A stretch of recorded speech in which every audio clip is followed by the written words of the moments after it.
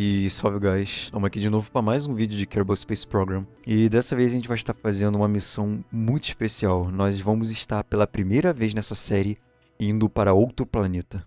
Bem, fazer uma transferência interplanetária ou uma missão interplanetária, ela consome muito tempo e ela consome muito esforço. Ela não é fácil e nem de longe é rápida.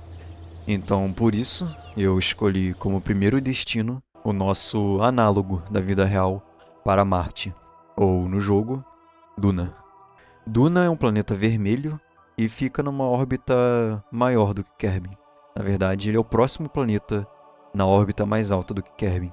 Duna apresenta alguns desafios, tanto para poder você ir até ele, quanto para você estar pousando nele. E são esses desafios que a gente vai estar enfrentando no vídeo de hoje. Então já se preparem, porque esse vídeo provavelmente vai ser o maior que eu já fiz. Bem, a primeira coisa para a gente estar indo para Duna é preparar uma nave que seja capaz de nos levar até lá, fazer um lander capaz de pousar em Duna, depois voltar para a órbita de Duna, se reencontrar com a nave que nos levou até lá, e essa nave nos levar de volta para Kerbin. E isso pode ser feito de algumas formas. As mais comuns delas, normalmente, são fazer a nave-mãe e o lander já estarem acoplados no próprio foguete que vai lançar eles para a órbita de Kerbin, ou você fazer duas missões, a primeira mandando a nave-mãe e a segunda mandando o lander. Eu vou estar fazendo da segunda forma.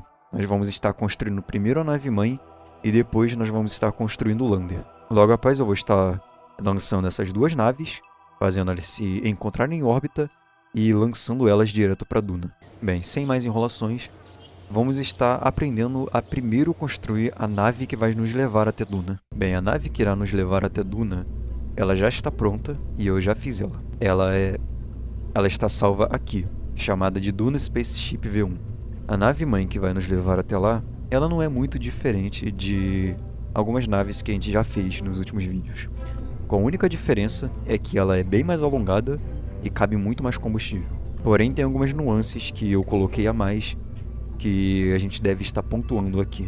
Bem, a primeira delas é que a cápsula de comando tem capacidade para levar 3 Kerbals, porque a gente vai estar precisando, ou melhor, eu vejo a necessidade de estar com um piloto, um cientista e um engenheiro.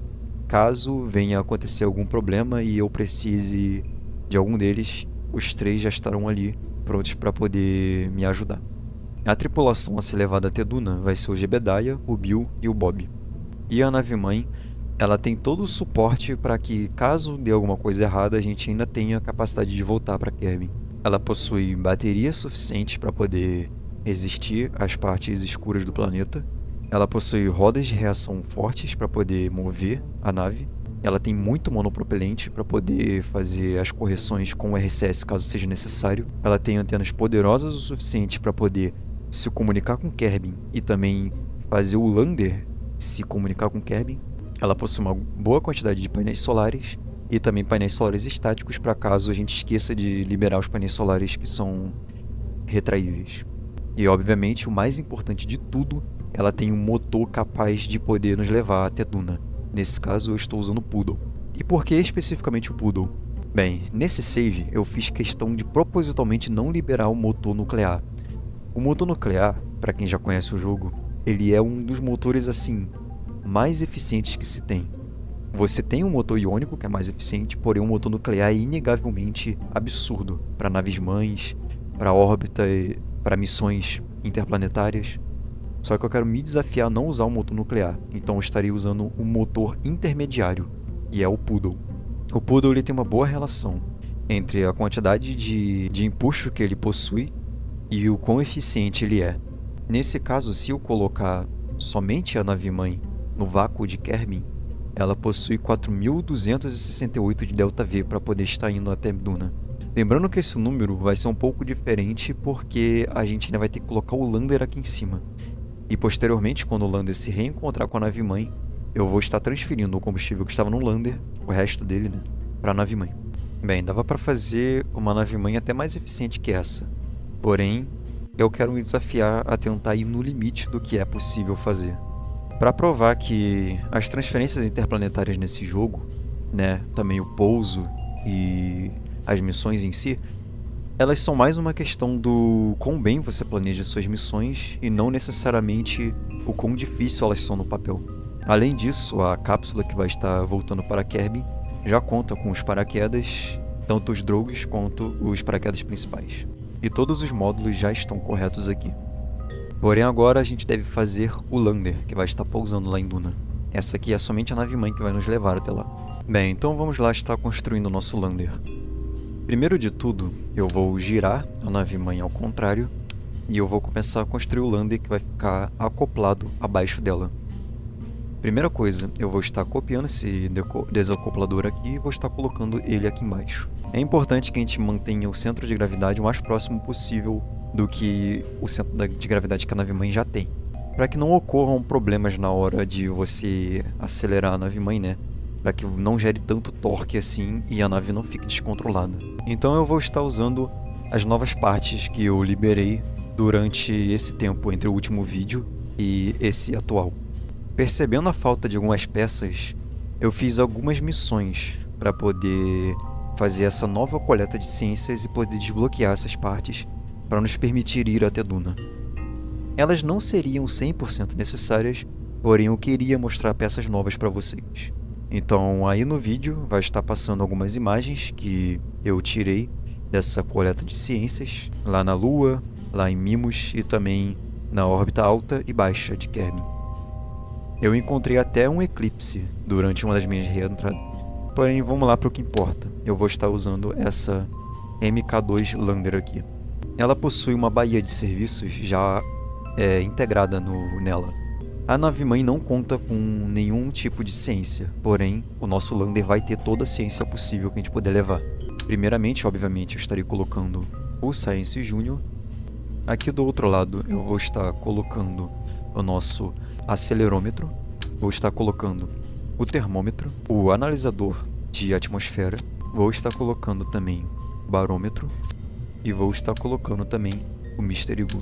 Depois deles eu vou estar colocando baterias. Agora nós podemos fechar essa porta e eu estarei colocando painéis fotovoltaicos aqui na lateral. Desse lado aqui eu vou estar colocando uma antena como Notron de alto alcance e deste lado eu vou estar colocando o magnetômetro. E aqui desse lado eu vou estar colocando o magnetômetro. Ele só vai estar sendo utilizado lá no vácuo do espaço. Porém é importante que ele também esteja aqui, já que ele também vai nos gerar ciência. Agora vamos estar salvando isso aqui e vamos dar continuidade ao nosso lander. Tá, dando continuidade aqui à construção do lander, eu vou estar pegando o combustível, o tanque de combustível um pouco maiorzinho e olhando apenas o lander aqui, eu vou estar colocando o motor Terrier na parte de baixo para ver se ele já teria a possibilidade de fazer a ascensão a partir da superfície de Duna.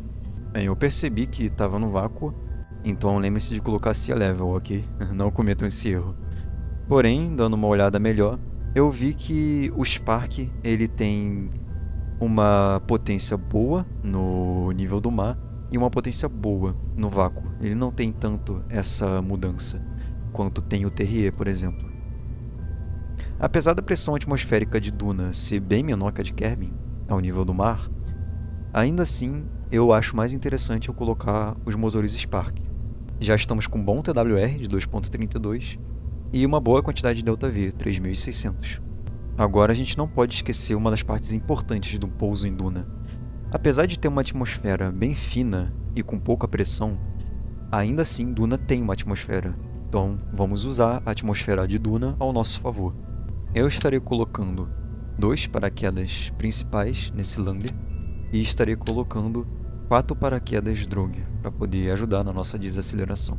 Pensando um pouco melhor, eu acho que eu vou colocar 4 paraquedas principais para poder garantir uma desaceleração ainda melhor. E agora vamos estar colocando as perninhas do nosso lander.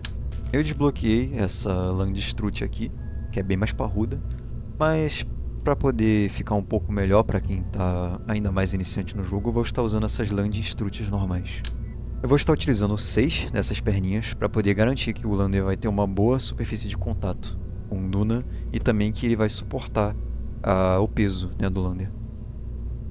Vou estar inclinando um pouco mais para fora. apertando 2 para poder ir para a ferramenta de mudança aqui. Eu vou estar colocando ele um pouco mais para dentro e vou ver qual vai ser a altura que vai ficar aqui. Bom, tudo parece correto. Vou estar retraindo. E agora, claro que a gente não pode esquecer, vou estar colocando luzes, né? 3 pequenas luzes aqui na parte de baixo para poder ajudar. Deixa eu colocar elas brancas ou vou deixar pretas. Vou estar mudando um pouquinho a tonalidade delas para que elas fiquem um pouco mais amareladas, para poder parecer uma lâmpada um pouco mais arcaica, por assim dizer, uma lâmpada um pouquinho mais antiga. E é claro que eu não posso estar esquecendo de colocar a escadinha. Não é 100% necessário ter uma escada para Duna, porque dá para pular com o Kerbal já ativando os motores do jetpack, que ele consegue bem alto. Porém, é interessante que a gente não se esqueça da escada, né? Pra poder... Sabe, é melhor a descarga de consciência, isso evita de termos alguns problemas. Bem, com essa altura aqui pode ser que a escada dê uma leve atravessada pelo chão, porém não há problema. Vamos estar então retraindo os pezinhos, retraindo a escada e vamos fazer um último conferimento para ver se o lander já está preparado. Bem, o lander ele não tem RCS, eu não coloquei RCS nele. E eu acho que não é necessário, na verdade, porque a Mothership já tem RCS. Isso ajudaria? Ajudaria com toda certeza. Porém, no meu caso, eu acho que eu não vou estar colocando. Uma última coisa, eu estarei colocando também umas outras pequenas luzinhas aqui em cima para poder ajudar na hora de fazer a docagem com a nave-mãe. Bem, o lander já está praticamente pronto, só estou fazendo o último conferimento para ver se eu não esqueci nenhuma coisa aqui. E obviamente eu esqueci. Vamos estar colocando também a ciência AEV aqui no nosso lander. Eu não vou estar levando essas estações de ciência avial, ok? Não para Duna, não agora. Bem, eu acho que já está tudo certo. Então, vamos lá. Vamos salvar esse Duna Lander Ken. E vamos estar retraindo esses painéis solares. Retraindo essa antena aqui. E eu vou estar colocando 2 pequenos painéis solares aqui nas laterais, estáticos. Porque pode ser que eu acabe esquecendo, né, de estender os painéis solares em algum momento. E isso aqui evita da gente... E na grande parte do tempo perder o controle total do nosso lander por causa de falta de energia. Então vamos estar finalmente salvando o lander Ken e vamos estar acoplando ele à nossa nave-mãe para a gente poder ver o quanto de delta-v a gente teria na nave-mãe. Então vamos lá, girando eles aqui para a orientação correta e dando uma olhada agora ao redor de Kerbin, que é onde a gente vai sair, no vácuo. A nave-mãe ela tem 3.000 de delta-v. Ok, já é mais do que o suficiente para a gente chegar em Duna e fazer a circularização lá. Porém, como eu disse, essa missão será feita em 2 partes. A primeira é lançar a nave-mãe em órbita e depois é lançar o lander em órbita. Eu poderia lançar os 2 juntos, com certeza.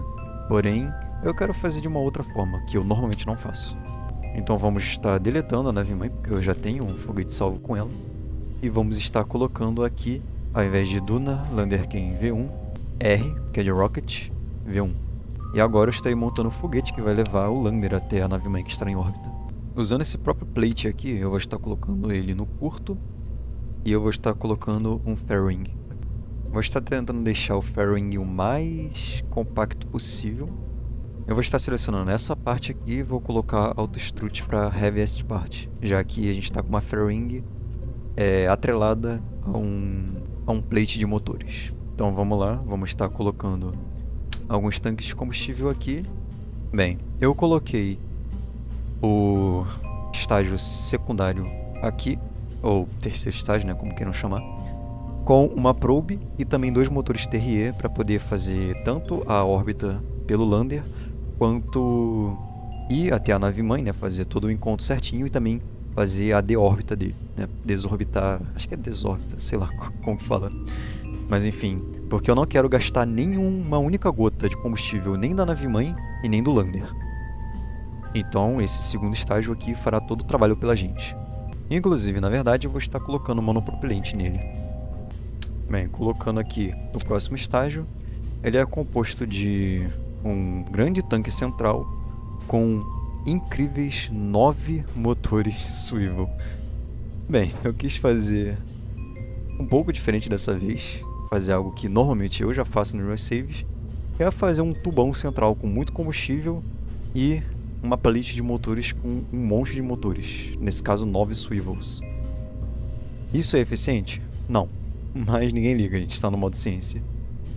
Eu também coloquei 3 boosters kickback aqui na lateral para poder ajudar esse monstro a sair do chão.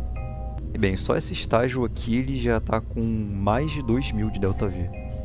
Eu acho que já é o suficiente pra gente ir lá pra cima e fazer a órbita completa com tecnicamente, segundo estágio.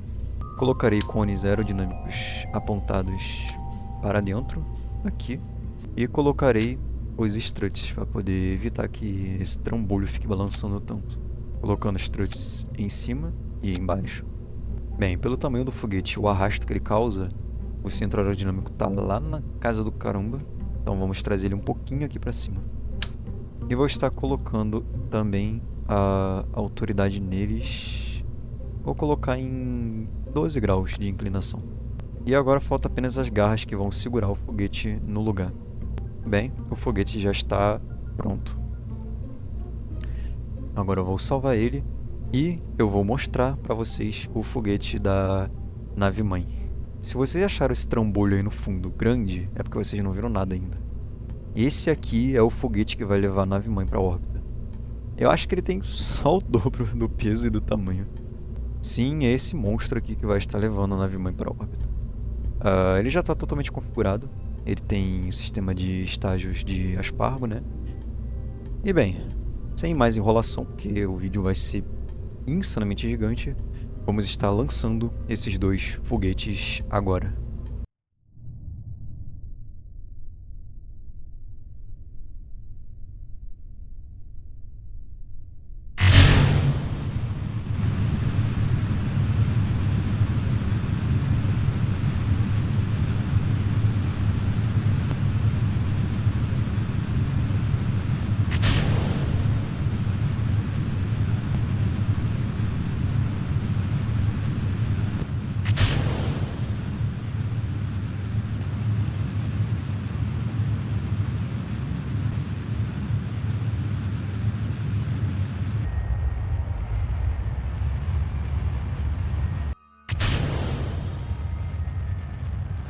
E agora vamos estar abrindo a coifa, né, e liberando esse motor aqui de trás.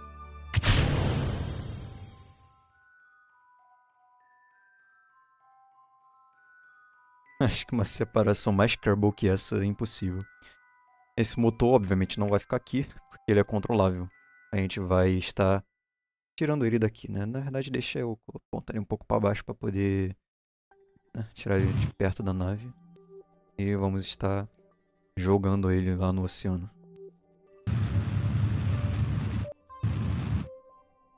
Bem, aqui eu já posso voltar para a nave, né, e deixar aquilo ali ser destruído no planeta. Agora, a nave-mãe já está em órbita e ela está totalmente cheia de combustível. A gente não gastou um único pingo de combustível dela, para ser sincero. Esse monopropelente aqui tá um pouquinho errado porque eu tirei o que tem na Command Pod, ok? Agora vamos estar lançando o segundo foguete para se encontrar com a nave-mãe. Olha só alguns destroços, dá para recuperar aqui. Não que fosse mudar alguma coisa, né?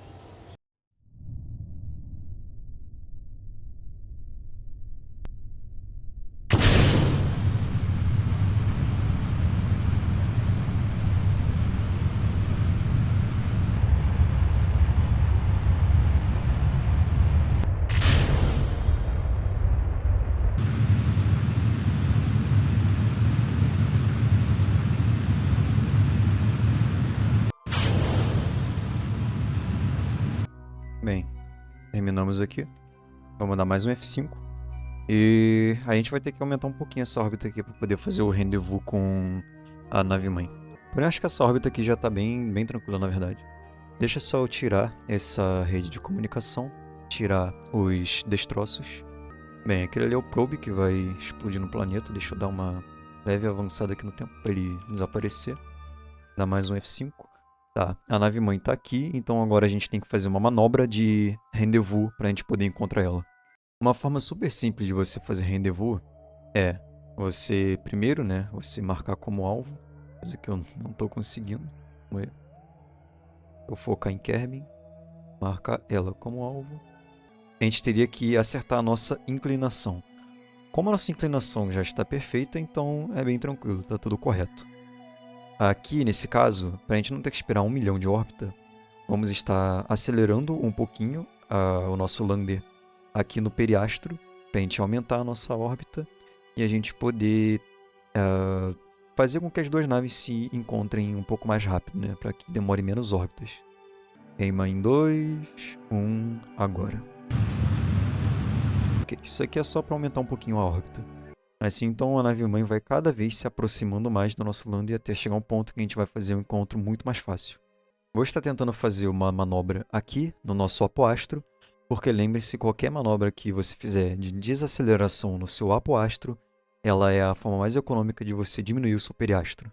Ou aumentar o periastro também, né? Diminuir ou aumentar o periastro no seu apoastro, ou vice-versa, é as formas mais econômicas que existem. Eu tô vendo que o ponto roxo ele tá um pouco mais perto, então vamos manter em mente apenas o ponto roxo. Bem, eu notei que mexendo numa órbita aqui um pouco mais perto do meu periastro, seria uma forma muito mais tranquila de poder fazer um rendezvous. Isso também evitaria do meu periastro entrar dentro da atmosfera do planeta. Uma manobra de rendezvous que vai custar incrivelmente apenas 21 metros por segundo, mais aquele pouco ΔV que eu tinha gastado anteriormente, que eu acho que foi 130 ou 140 metros por segundo. Ou seja, um rendezvous em órbita, que vai demorar apenas 4 horas para se encontrar e gastou menos de 200 de ΔV. Bem, pela probe não conseguir apontar na manobra corretamente, provavelmente ela vai ficar um pouquinho errada.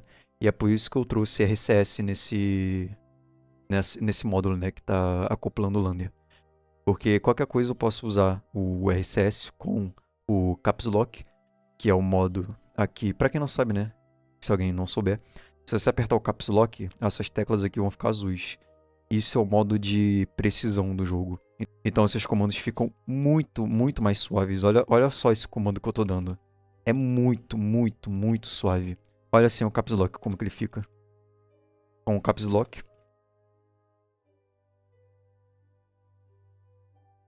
Então vamos lá, dá um F5 aqui. E vamos estar fazendo a probe e apontar aí para nossa manobra. Como a manobra é no próprio retrograde e é só 2 segundos, eu já vou estar colocando direto no retrograde e mandando a probe desacelerar. Bem, provavelmente eu devo ter errado um pouquinho a manobra, então vamos ver quanto de separação. Tá bom, 2,4 km. Vamos estar apontando para o prograde e vamos estar dando uma mini acelerada. Agora vamos estar acelerando perto de um ponto aonde a gente vai estar encontrando a nossa nave-mãe. Bem, o encontro vai ocorrer em 20 segundos. Vamos dar mais um quick save e vamos estar vendo aonde está a nave-mãe. Okay. Mudando aqui para Target, eu vou estar apontando no nosso retrograde. Vamos ver se vai dar até tempo para poder desacelerar. Bem, eu acho que eu vou passar um pouquinho do alvo, mas não tem problema não. Bem, ele está bem ali em cima. Mudar o prograde e vamos estar botando o prograde no alvo. Para a gente fazer isso, a gente acelera basicamente no outro lado onde está o prograde. Eu acelerei errado. Esqueci que esses motores estão muito fortes. 0,3, tá bom. Agora, como a probe não tem como necessariamente apontar para o alvo, eu vou apenas estar apontando aqui, ali para frente, né? Agora eu vou estar trocando para aqui, né, para a nave-mãe, selecionando a nossa docking port como target e botando para apontar para o target.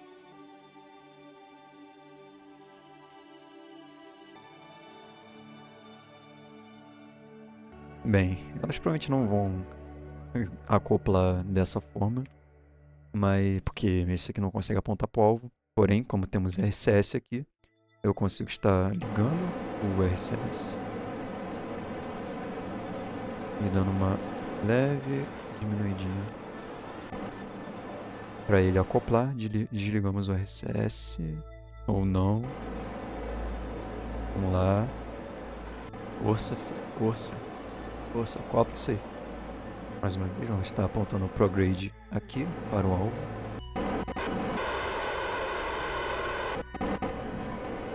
Nossa, que dificuldade que foi acoplar essas duas naves. Mas, bem, isso aí é erro de projeto. Provavelmente eu deveria ter colocado algum Kerbal aqui, talvez tirado ele, mas enfim, não importa. O que importa é que deu certo. Não façam igual eu, tá? Façam de uma forma um pouco mais tranquila. Então vamos dar um F5 aqui e vamos estar transferindo aqui todo o combustível que eu puder para poder deixar as duas coisas, todo mundo cheio, né? Garantir que tá tudo cheio pra gente poder fazer a nossa missão até Duna, tá? Combustível não gastou, não tem problema. Então eu vou estar apenas transferindo o monopropelente. Só clicar nesses tanquezinhos aqui e colocando... Na verdade eu posso abrir a tela de monopropelente, ver a questão do outro lado e colocar pra lá. Não, aqui é Alt. Aí eu bloqueio, dou Stop, Alt, bloqueio, pego outra, Stop, Alt, bloqueio, F5 de novo. Vamos estar agora fazendo a desacoplagem aqui manualmente, né? Porque senão pode dar problema. Decouple, apertando cedilha. Outra coisa, se vocês quiserem trocar rápido entre alvos, é o cedilha ou o fecha colchetes ou o tio. Bem, é o botão que está perto do Enter, ok? Normalmente para mim é o cedilha quando vocês têm um teclado ABNT. Vamos estar removendo isso aqui de perto da nossa nave-mãe. E vamos estar jogando esse estágio lá no oceano. Colocando nosso periastro passando por dentro do planeta, para eu não ter que ficar vendo essa porcaria caindo durante 5 minutos. Daqui a pouco o jogo vai entender que ele bateu no planeta e vai explodir ele por mim. Agora vamos dar mais um F5, para garantir que está tudo correto. Eu já tenho os painéis estáticos, mas vamos abrir os painéis solares aqui para poder garantir uma boa eficiência de energia, visto que as duas naves vão comer um pouco da minha energia por causa das rodas de reação, né? Primeiro porque são naves grandes, e não se esqueçam que Duna é bem mais longe do Sol do que Kerbin. Então, lembrem-se, quanto mais longe vocês vão do Sol nesse jogo, menos os painéis solares são eficientes. Por isso que a nave-mãe tem bastante painéis solares. Eles são eficientes em Duna? De certa forma são. Vocês podem usar os painéis solares em Duna. Mas se vocês forem para tipo Jool ou principalmente Ilo, tentem não usar só painéis solares, ok? Tentem pôr alguns RTGs para poder ajudar. Ok, nesse ponto eu vou estar mirando a câmera aqui e vamos estar fazendo a nossa transferência interplanetária para Duna. Bem, para a gente poder planejar a nossa transferência até Duna, não é de qualquer jeito. Diferentemente de ir para um corpo celeste que já está perto do corpo ao qual você está fazendo a órbita, né? Por exemplo, se eu quisesse sair de um corpo que eu já estou orbitando aqui, que é Kerbin, e ir para um outro corpo celeste que já está na influência gravitacional de Kerbin, no caso aqui Moon, é bem tranquilo. Eu poderia só acelerar até Moon, encontrar Moon, né? No caso acelerar um pouco no futuro. Porém, transferências interplanetárias não são feitas dessa forma. Existe um ângulo certo no qual os planetas formam ao redor do corpo celeste maior, neste caso Kerbal, em que você tem a máxima eficiência de acelerar junto com o prograde do corpo ao qual você está orbitando, nesse caso Kerbin, para você poder encontrar o corpo para o qual você vai, nesse caso Duna. Por que eu falo prograde? Porque se vocês olharem, essa linha aqui está um pouco mais clara e essa linha está um pouco mais escura. Essa direção é o prograde do corpo celeste e essa direção é o retrograde do corpo celeste. Se eu acelerar indo para trás neste corpo celeste que eu estou, que é Kerbin, eu vou estar entrando mais para dentro na órbita de Kerbal. Nesse caso, seria para encontrar Eve ou encontrar Morro, ou fazer uma órbita baixa em Kerbal.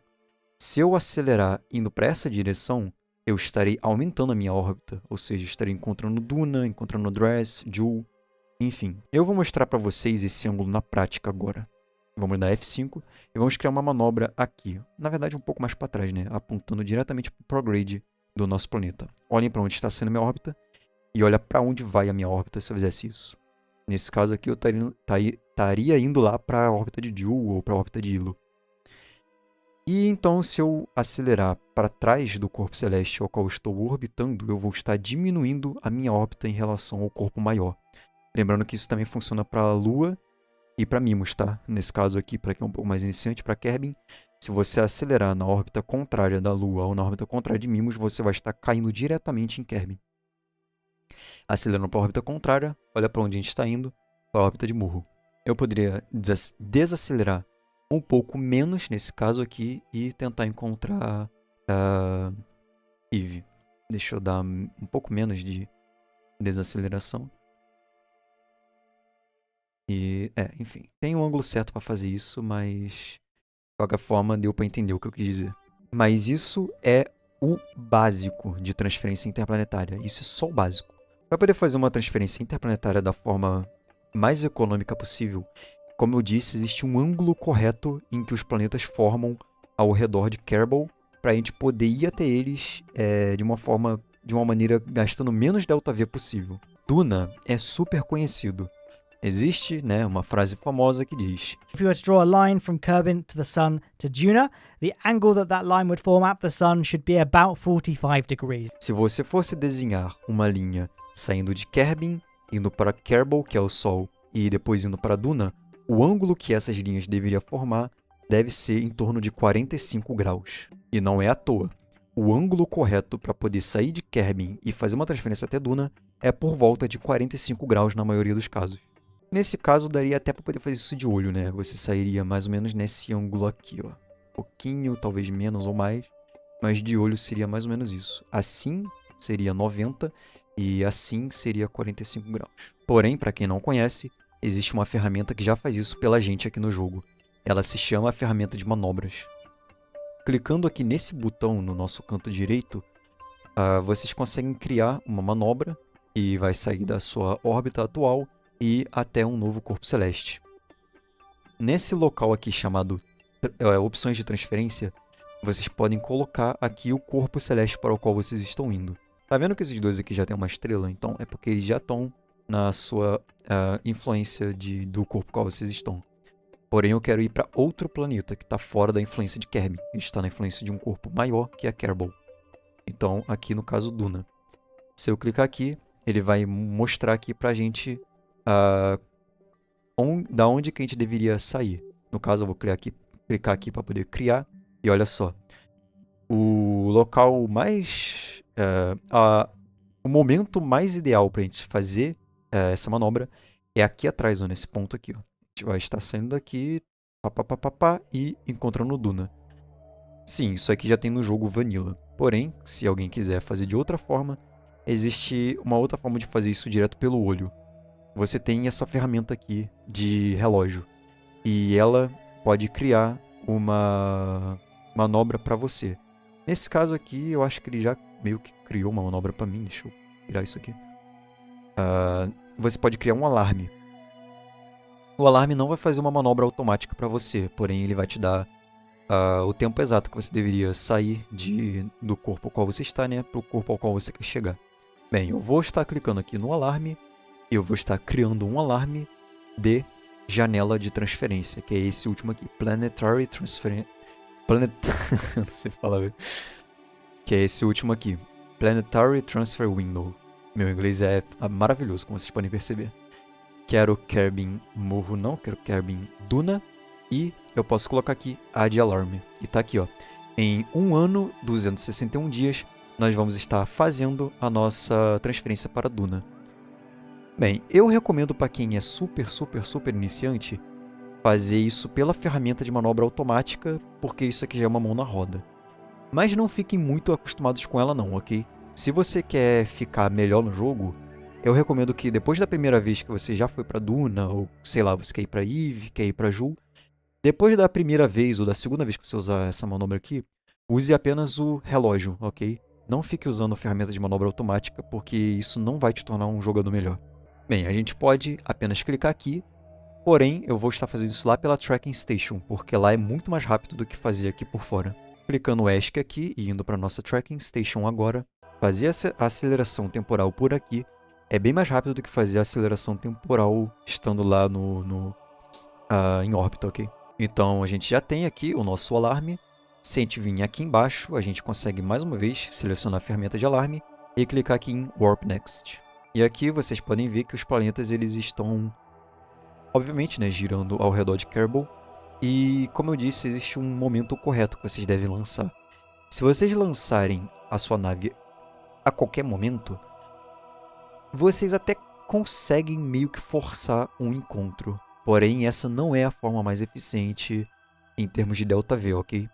Se vocês tiverem uma nave super eficiente, né, com uma absurda quantidade de Delta V, como por exemplo, se vocês tiverem alguns mods, ou se vocês usarem motores iônicos, né, que tem muito Delta V, vocês podem sim forçar encontros. Em alguns casos, é sim bom que vocês forcem alguns encontros, porque no modo carreira, por exemplo, existe um limite, né, da quantidade de tempo que um contrato pode ser feito. Então, nessas situações específicas, é bom que vocês... Quer dizer, não é que é bom, mas é até aceitável que vocês façam alguns encontros forçados. Gastem mais Delta V. Porém, se não for o caso, até mesmo para quem joga o modo carreira e não está necessariamente uma missão, porém quer colocar a menor quantidade de Delta V e motores possíveis, né, para a questão de custo, existe sim esse tempo certo para você fazer o seu lançamento. E isso não é invenção do jogo, tá? Isso existe na vida real também. E agora vocês conseguem notar que o ângulo que está sendo formado entre os dois planetas já está começando a se aproximar do ponto ideal para nossa transferência interplanetária. Como eu disse, com o tempo vocês podem até fazer isso no olhômetro, igual algumas pessoas fazem, e eu às vezes faço direto para Duna porque Duna é muito tranquilo. Porém, com alguns outros planetas isso é meio complicado, então eu acho melhor sempre usar a ferramenta que já está no jogo. Faltando apenas 3 dias aqui, eu já vou estar cancelando isso aqui porque eu quero lançar um pouquinho antes da janela super perfeita. Normalmente eu lanço entre 1 semana até 2 dias antes, porque eu levo em consideração se eu precisar dividir a nossa manobra de escape. Selecionando aqui a nossa Duna Spaceship versão 1, vamos estar voando ela e eu vou estar mostrando o que é dividir uma manobra em 2.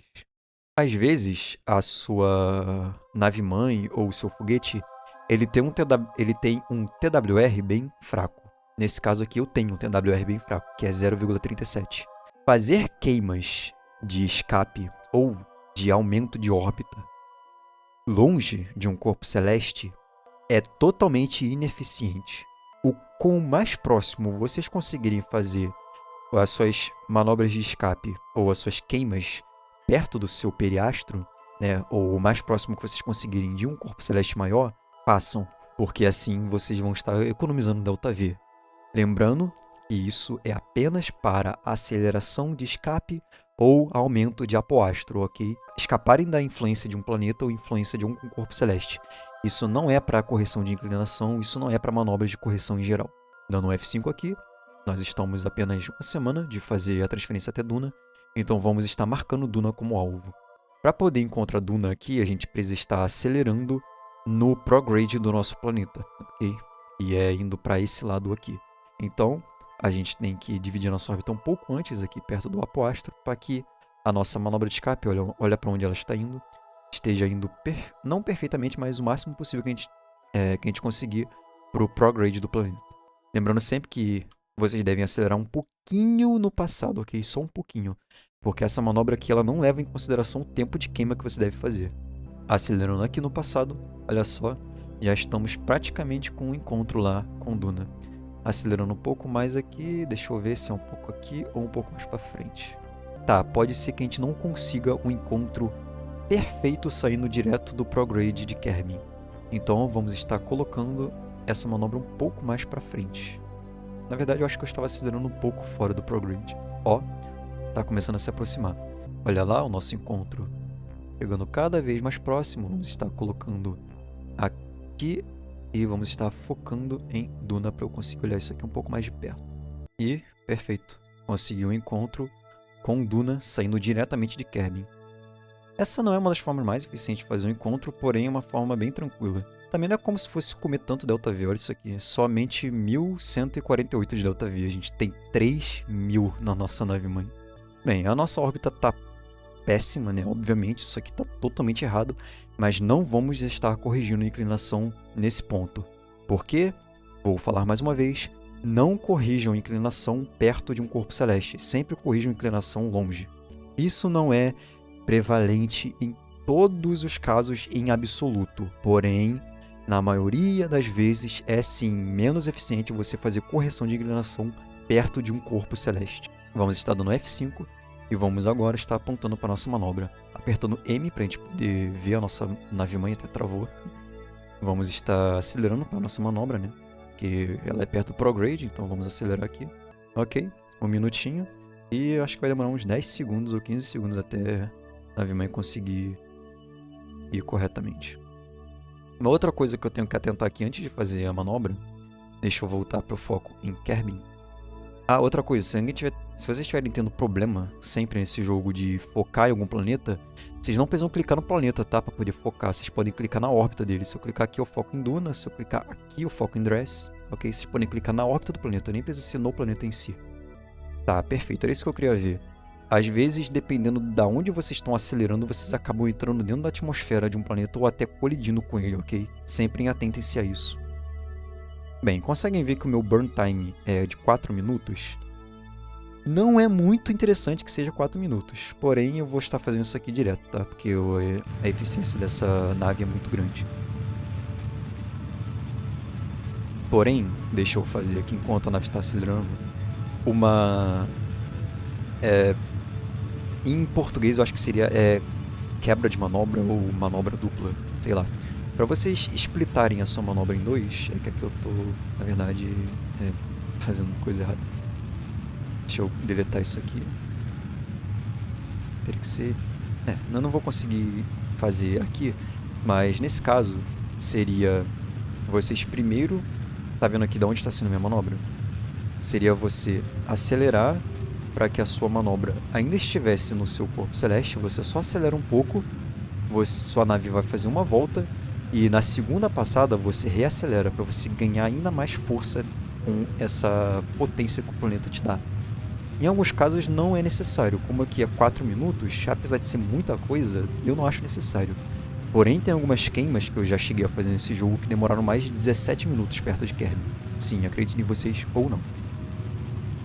E não era porque a nave em si era muito fraca. Ela tinha 0,30 e pouco também de TWR. Eu acho que era 0,34 ou 0,35. É porque o planeta do mod qual eu estava indo era absurdamente longe. Então, se a manobra for muito, muito grande, vocês podem dividir a manobra em dois, ok?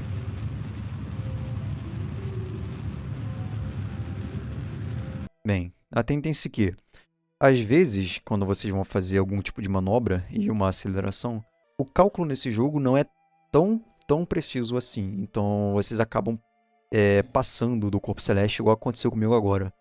Naquela manobra eu gastei... Bem, eu posso dar uma olhada na edição depois, mas eu gastei acho que uns 50 de Delta V a mais do que era necessário. E bem, numa missão que eu tô fazendo no limite porque eu quero, né? Só pra ser mais divertido, eu não quero também estar desperdiçando Delta V como se eu pudesse. Então vamos estar dando F5 aqui. A gente está com um periastro de 25 milhões de metros em Duna. E dá para corrigir isso aí no meio do caminho bem tranquilamente. Eu vou justamente estar tentando corrigir bem perto aqui do nosso nó descendente. Para ver se a gente consegue gastar o menos possível de Delta V. Vamos dar uma olhada. A gente poder passar o mais próximo possível que eu conseguir. Olha só! Um encontro com Ike. Nossa, seria perfeito se eu conseguisse um encontro com Ike e conseguisse fazer uma desaceleração lá em Duna. Mas para isso eu precisaria estar passando por um outro momento e não agora. Bem, eu posso, na verdade, ao invés de me preocupar com isso, dar uma passada por Ike, né? Não necessariamente perder velocidade.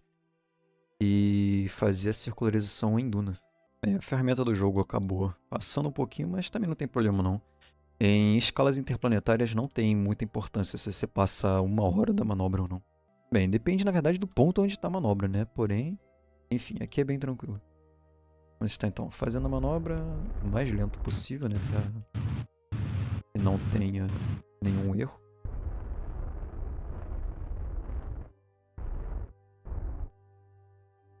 Tá.